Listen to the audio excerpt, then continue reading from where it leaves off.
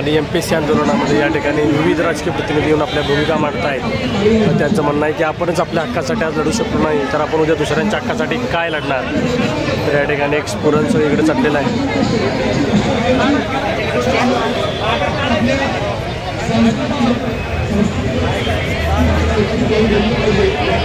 विद्यार्थ्यांना सगळीकडे शांततेचं आव्हान विद्यार्थी प्रतिनिधी या ठिकाणी मुलांमध्ये कोऑर्डिनेशन करत आहेत। पोलीस प्रशासन देखील जबरदस्त सज्ज आहे।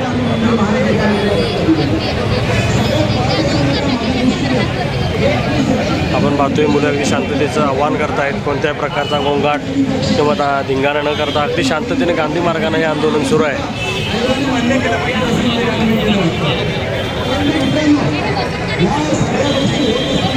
आणि रोहितदादा पवार देखील आंदोलनामध्ये आमरण उपोषण करत आहेत। आणि आपण पाहू शकतो प्रचंड मुलांचा जनसागर।